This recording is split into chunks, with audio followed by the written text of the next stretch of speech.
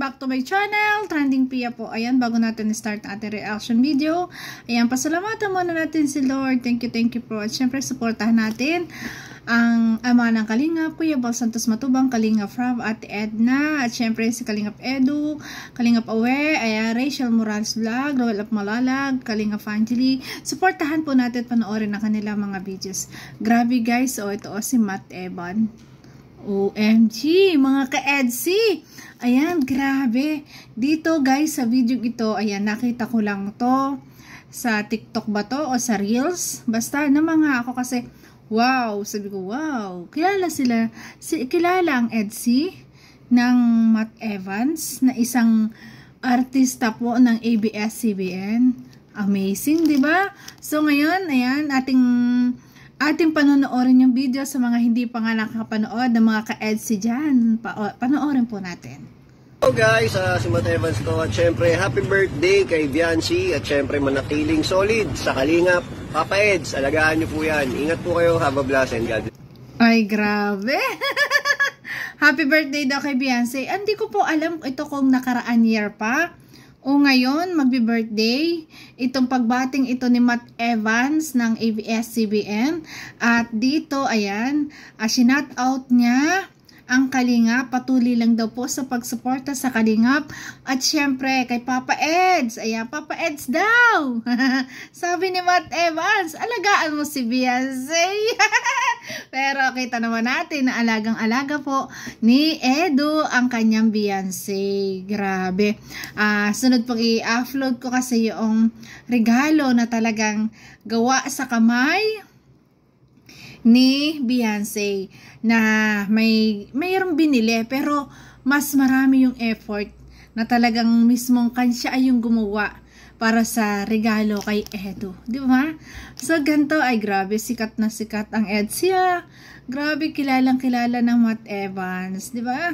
Ganun pa man, ayan, shout out po sa lahat ng mga EDC at shout out kay Kalingap Edu at Kalingap Rob at kay Beyonce. Ayan, ang sikat na pala ng isang Beyonce, ng isang Edu, ng EDC, kasi nakikilala na ng artista. Grabe, shout out. Ayan, grabe, nakakatuwa naman. Ayan po mga ka-EDC, ay grabe, talaga nga naman. Bye bye guys. Ayan, siguro, wait lang, siguro nanonood din ito si Matt Evans at talagang kinikilig din sa EDC. Ayan, scripted man yan guys. Ayan, love team man yan. Hindi maglalaon, magkakadevelopon din yan. Kasi napapansin natin ngayon na talagang madidevelop yan. Ikaw ba naman na laging kasama? Kung nanonood kayo guys nung Lindo, sino ba dyan mga viewers ng Lindo sa FB? Kasi pinapanood ko din po yun. Lagi kasing sumasagi sa aking page, sa aking nagno-notify. Ayan, kasi napanood ko minsan yung si Lindo, si Dindo Karaig at si Analeng. Si Analeng, ayan, 'di ba? Ganun man ang itsura ni Analeng. Ayan, nagkaroon sila ng love team ni Dindo. Ngayon, di naglao na talagang nahulog na yung lalaki, nahulog na sila sa isa't isa. At ngayon, nagmamahala na sila kaso nagkaroon sila ng problema. Pero sa totoo lang guys, hindi mo akalain na ang isang lalaki na gano'n na maitsura ay nagkagusto sa isang sa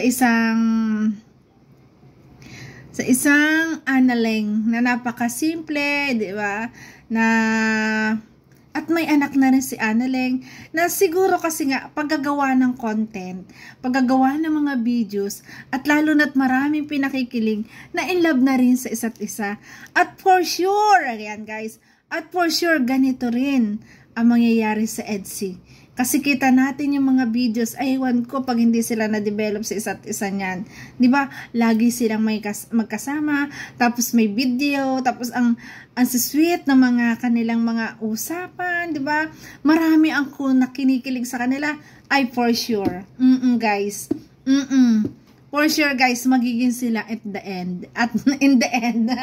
And guys, thank you for watching. Salamat po. Abangan nyo po yung upload ko po ng part 42 ba yun? Yan. Yung regalo nga po. Ayan. Thank you so much po. I love you po. Ayan. Salamat po. Shoutout po sa mga ka-EDC dyan.